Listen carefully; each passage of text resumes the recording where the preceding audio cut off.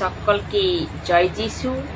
আজকের টপিক হলো journey start from man of god to son of god. এই কনসেপ্টকেই আপনাদের বুঝতে হবে। পরমেশ্বর যিশু খ্রিস্টকে নিয়ে আসার জন্য এক ম্যান অফ গডকে চুনেছিলেন, কেননা ওর দ্বারা সান অফ গড আসতে পারে। আমি আবারও পড়ছি, journey start from man of god to son of god.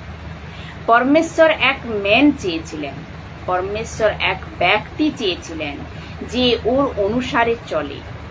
Adam fail হয়ে গেছে, হাওয়া ফেল হয়ে গেছে, নূহ আসার আগে মানব জাতি ফেল হয়ে গেছে। নূহের পরও মানব জাতি টিকতে পারেনি।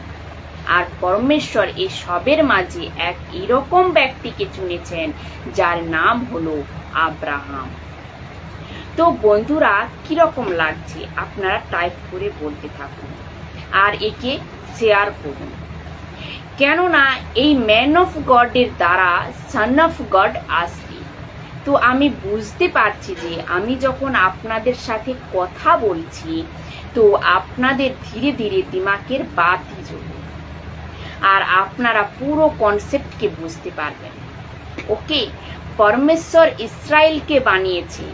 ওকে, এর অর্থ হলো এই যে সান অফ গডকে নিয়ে আসতো। পরমেশ্বর জুইশ কালচারকে এমনভাবে তৈরি করেছেন যে মূর্তি পূজা থেকে বেঁচে থাকো, বাকি সব থেকে বেঁচে থাকো। ওদের আচার ব্যবহার, কালচার, খাওয়া দাওয়া, কাপড়, এ টু জেড ওদের কিভাবে চালাতো। মসির 5 পুস্তক, 10 আজ্ঞা, খতনার কথা, শবতের কথা, 10 মাংসের কথা, লেভিয়ের কথা, মহাযাজকের কথা, টাবারনাকেলের কনসেপ্ট, এসব এই জন্য করেছে তাকে যিশুকে পৃথিবীতে নিয়ে আসতে পারে। আর আজকাল কি চলছে, কিছু প্রচারকের দ্বারা, কিছু পাস্টারের দ্বারা, কিছু সংস্থার দ্বারা যে সান অফ গড এসে গেছে এই প্ল্যানেটে, এর ওপর আজ থেকে 2025 বছর আগে আর যে রাস্তা বানিয়ে দিয়েছিলেন কি এই রাস্তা দিয়ে মসিহা আসবে।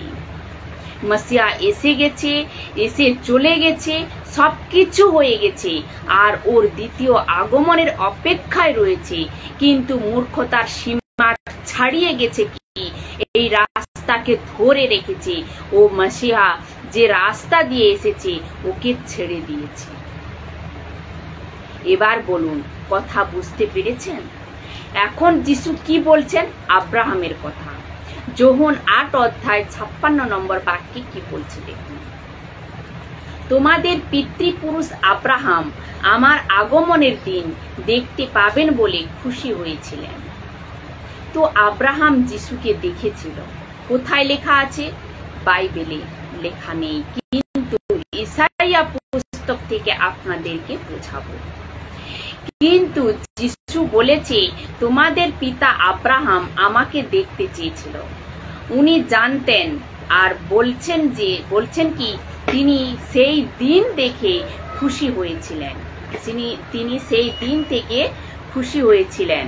আর যদি আব্রাহামকে জিজ্ঞাসা করা হয় এ কি নট পসিবল, এ তো নট পসিবল। আপনারা বুঝতে পারছেন, বোঝানোর ক্ষেত্রে বলা হচ্ছে। উনি বলবেন যে হ্যাঁ আমি যিশুকে দেখেছি। উনি কি বলবেন? যে হ্যাঁ আমি যিশুকে দেখেছি, পরিষ্কার করে লেখা আছে। আর মনে রাখবেন এই যিশুরই স্টেটমেন্ট। তিনি যিশুকে দেখেছেন এবং খুশিও হয়েছিলেন। পশিষ্যচরিত 2 অধ্যায় 23 নম্বর বাক্য, যিশুকে আপনাদের হাতে সঁপে দেওয়া হলো আর আপনারা তাকে হত্যা করলেন। মন্দ লোকেদের দিয়ে আপনারা তাকে ক্রুশের ওপর পেরেকবিদ্ধ করলেন। ঈশ্বর জানতেন যে এসব ঘটবে আর তাই ছিল ঈশ্বরের পরিকল্পনা, যা তিনি বহু পূর্বেই নিরূপণ করেছিলেন।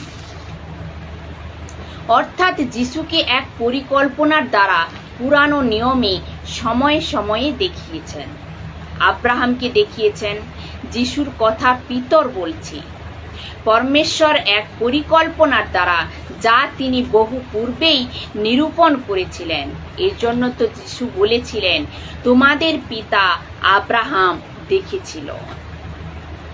আর যারা বকবাসের টিচিং দিয়ে থাকেন কি যিশু পুরনো নিয়মে কোথায় রয়েছে, তো আমি আপনাদেরকে বলি কি যিশু মসিহকে বাইবেলের ভেতর যশোয়া দেখেছিল এক পুরুষের রূপে, মসি দেখেছিল জ্বলন্ত ঝাড়িতে, মসি তো পুরো 40 বছর মিনিস্ট্রিতে দেখেছিল যিশুকে চট্টান ভেঙে।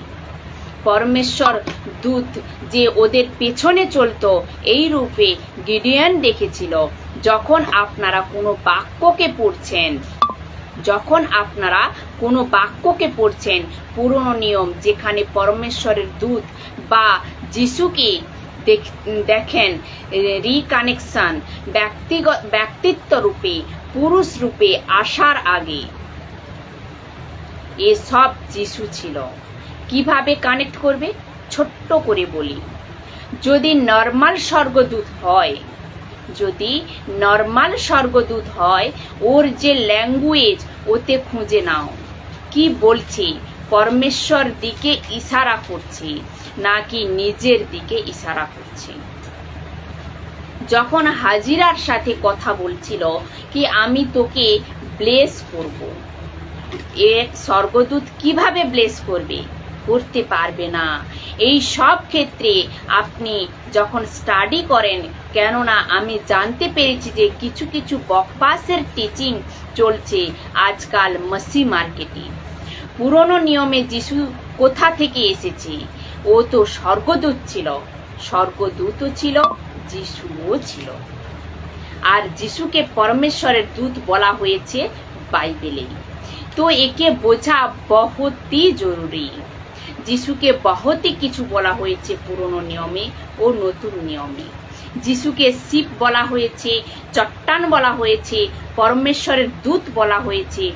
নতুন নিয়মে যিশুকে জগতের রুটি বলা হয়েছে, জ্যোতি বলা হয়েছে, জগতের রুটি বলা হয়েছে এবং জ্যোতিও বলা হয়েছে, রাস্তা বলা হয়েছে, দরজা বলা হয়েছে। এজন্য তো বাইবেলে স্টাডি হওয়া বহুতই জরুরি। এজন্য বাইবেল স্টাডি হওয়া বহুতই জরুরি। আমি সবাইকে বলতে চাই, ফেসবুক আর ইউটিউব কাউকে চোখ বন্ধ করে ফলো করবেন না। ওই ব্যক্তির ব্যাকগ্রাউন্ড কি যে কেউ হোক না কেন, আমি কারোর নাম নিতে চাই না। আপনারা বুঝতে পারছেন হয়তো। যখন ও ব্যক্তি টিচ করে, অর্থাৎ যখনই আপনার ফেসবুক ইউটিউব দেখেন, তো ওর পেছনে চেক করুন কি ও ব্যক্তি কোথা থেকে এসেছে, ওর পিছনে কি কাণ্ড করে এসেছে, কি গড়বড় করে এসেছে, কি রকম জীবন কাটিয়ে এসেছে, এ সব কিছু আপনাকে দেখতে হবে। তবেই আপনি আপনার অনলাইন প্রিচার সিলেক্ট করতে পারবেন।